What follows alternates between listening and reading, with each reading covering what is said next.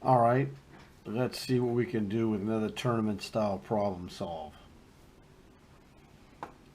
This will be most likely useful to people 1600 or below, but it never hurts to look, and see what's going on. You might learn something. You just never know. So I always tell people checks, captures, piece contacts, and situation. So let's look at the checks. Well, we have rook d1 check, rook takes knight check. That's it. We have captures of rook takes knight check, and that's it. The pawn on g7 is pinned, so pawn cannot capture bishop. Piece contacts is stuff like we could move, say, rook e6 or rook to d6 to attack that bishop. Things like that. Nothing else really, stands out. And then the situation is like we are a piece down at this point. So if you mess around, you're just going to get crushed by the superior material that white has. So we can't do that. So the first thing that comes to mind is there anything we can do to alleviate this being a piece down? Unless there's something bigger, checkmate threat or winning a queen or whatever. So I would hope everyone's first thing that they see was, like I mentioned, rook captures knight, which happens to be check, which is like, man, that's rook takes a free knight with check. It's going to be hard to beat that move. All right. So let's just look at this, what I call brute force. Take the most obvious move on the board, play it, and then try to play something after that and just see where this goes. Like rolling a ball downhill. It's going to go downhill, but the ground is going to affect how it goes, whatever. So, rook takes knight check. Let's see what happens. He has one move only. And my rule is if you're attacking the king, chasing down the king, or hunting the king, whichever phrase you use, it doesn't matter. When he has only one legal move that's good, you're probably winning. So rook takes knight check. He has one legal move. D1 and D2 are owned by our queen rook. E1 and E2 are owned by the king's rook. F1 is owned by the bishop. Therefore, king F2 is forced. So my rule says we're winning. That's just like that's like the thermometer telling you what the temperature is. It doesn't tell you everything, but it just gives you a piece of information. So my rules information says we're probably winning. So rook captures knight is good. King F2. Well, let's just see if we take that other rook on D8 and go rook to F8 check. Might be useful. So he's no longer got a knight there. Now, there's whenever you check a guy, obviously he can capture the piece that's checking him, which he can't do. He can move out of the check, which is what he did the first time, or he could stick something in between it. Now on F2, the only thing he can stick in between our F8 rook and his F2 king is his bishop on H6. That would be bishop to F4, but hopefully you see that would not be a good move for white. If you don't see that, pause the video and we'll be right back. And we're back. Okay. So hopefully you see that bishop to F4 would be met by rook takes bishop check. And he's just losing. Okay. So, this is looking pretty good. Start from the beginning again. This is what we do in tournaments. You're looking at this sequence, go, I found something that's pretty good. Let's repeat it mentally, because when you do it multiple times, you're going to be more accurate in the evaluation of what's happening. So we go rook takes knight check. King to F2 was forced, only move. Rook to F8 check. Well, sticking the bishop in f4 is no good, because we would just play rook takes bishop check. We're a piece ahead and we're still attacking. Not good for white.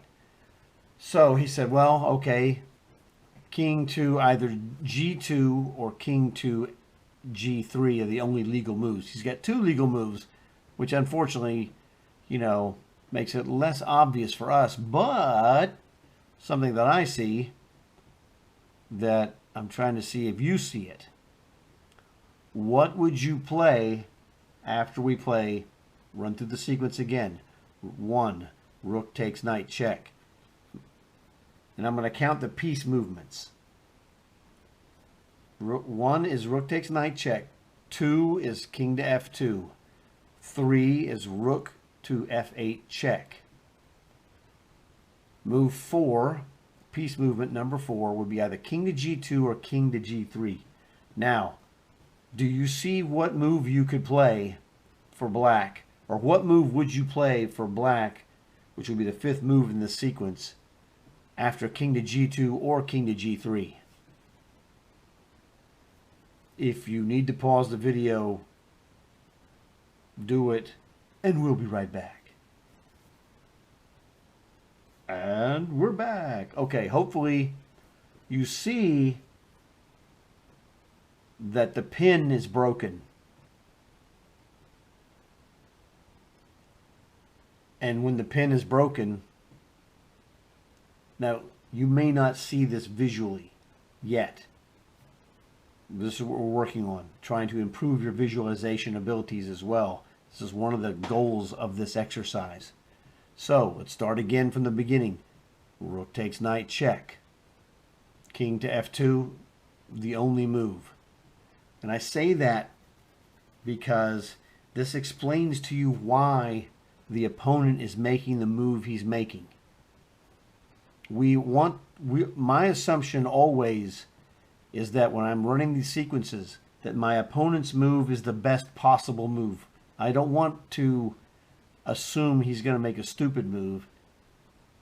I want to assume he makes the best move, and then I can beat his best move. Because if I can beat his best move, every other move is cakewalk win for me. So, rook takes knight check is 1. King f2 is 2. 3 is rook to f8 check. We're just using the rooks. We're walking him to the king side. Move 4, king to g2 or king to g3. To me, they're both exactly the same. It doesn't matter. I don't care where he is. But that pin is now broken. The king has stepped in front of the rook. So the rook is no longer pinning our pawn. So since our pawn is no longer pinned, what can you do with that pawn that's no longer pinned? I hope I heard someone say, take the bishop, take the bishop. It looks like you could take the bishop to me. So this is what you need to be trying to see. This is rook takes knight is 1, 2 is king f2, 3 is rook to f8, 4 rook to f8 check, 4 is king to, well, we'll just say g3, whatever. And then 5 would be pawn captures bishop on h6. So this is a 5-move or 5-piece movement sequence. So if you can see this visually on the board from this starting position, that is a 5-move sequence. That's good. As you get better, you'll see more, 7, 9, what have you. Now this is not a difficult position, but you have to be able to see these moves. And as you get better at doing this, and as you repeat this process more, you're going to be better at it. So let's look and see. Now that we've gone through the whole thing, basically we're going to win this knight and we're going to win this bishop from this sequence. So instead of being a piece down like we are now, we're 1 knight down. We're going to end up being a bishop ahead. Let's see if we're right. Helpful hint, I already know we're right. There's rook takes knight. There's king f2 like I told you he was going to play. Now remember, this were blocked. This was blocked by the bishop. It doesn't take a genius to figure out king to f2. We just do it the fundamental way. Can't go here, can't go there, or there, or there. There's 5 out of 6 squares you can't go to. So, hey, this is just pure logic. No problems, man. You got this. We're going to hit him again. Just stair step those rooks. King to g3, g, just like I said. Now hopefully you see that this king has blocked the pin. So when this is done, go back and look at the sequence from the very beginning and see if you can see this visually. This is what I saw. Now, I have 50 years of experience of playing chess, so I should be able to see this. And I'm trying to give you guys the same power. Man, you give me this position, I'm playing pawn takes bishop all day long. All right? That's the key. This is a 5-move, 5-piece movements. So this is a 5-move solution. Not very difficult. You know, 2 or 3 would be much easier, obviously. And this is another thing. You're going to notice that these are almost always going to be odd number solutions. Now, why is that? I'll tell you why. It's kind of obvious if you think about it. We're making the first move. So we're either going to win on move 1, move 3, move 5, move 7, move 9, move 11, move 13, or move 15. Okay? Because we're making we're winning. We're initiating the winning sequence with the first move. So our move is always the odd number move. If the win occurs on the even number, that's not good because we're losing. So that's the thing. In these problems, the win is going to occur on an odd number. So that's the key. So this was a 5er. You know, you'll see some that are 3. Very few, but they do exist, are 1s, where you win on the first move. Some are 3s, 5s, 7s, 9s, whatever. You know, it's no big deal, just something to be aware of. So run this. The key about this, though, is that once you've seen this done, if you're a lower rated player, you know, haven't been playing for very long, and you didn't see this, that's not a problem. The problem is if you fail to make use of this information, look at this position and try to remember what I've said. You can, you know, skip back to the beginning of the video to see this position. It's here as well.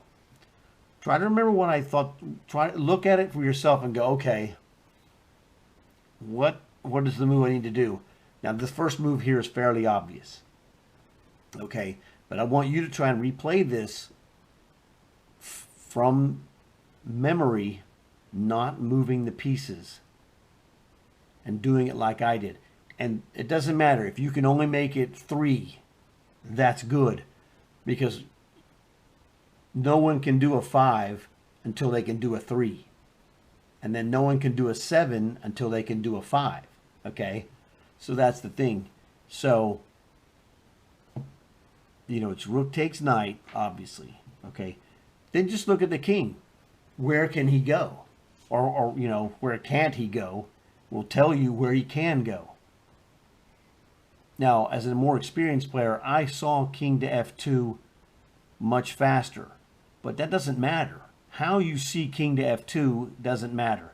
If you look at d1, it's like d1 no, d2 no, e2 no, f1 no, f2 yes. If that's how you do it, that's just as good as any others. Doesn't matter. I don't care how long it takes you or how many or what your method is. As long as you get it, you get it. So do that, king f2. Then what did we do after that? So do the process to the best of your ability, and if you forget, go back, rewind, and go through it again. That's how you get good at anything. And you can do this multiple times. You have to do this to where you can understand what's going on. It's not really that difficult. That's why I went through the moves and mentioned what was happening as I made the moves. Like we take the knight because it's free, and we need to get it back because we're one piece down. Sorry, we're one piece down. We want to get the piece back. Rook takes knight, gets his piece back. We're back to even. That's fine. He's under check. He only has one move. He has to go to f2. That explains why he went to f2, doesn't it? Now, we had the opportunity to go rook to d2 check, which is not the right move. And it may not be obvious to you now, or it may be more obvious, actually. Rook to d2 check, if you look at it, you're not getting anywhere because there's nothing that you're exploiting. There's no weakness that he has going to d2 or whatever. It doesn't mean anything. But the ability to move the rooks from file to file, you know, from the d file to the f file, you're cutting his motion off systematically. That was much more important after he goes to f2. So then you go rook to f8 check, and then again you just look and see where he can't go, and that will tell you where he needs or must go. So repetition on this easy stuff is how you get better. So hit this one, go back to the beginning or wherever you need to go to see it done. Repetition, repetition, repetition. That's how you do it. This is how you get good. Not in one problem, not in two, not 10, but doing it every day. That's how you get good. You're going to get a little better each day. And by the end of the year, you're like, wow, dude, look at all these things I've done.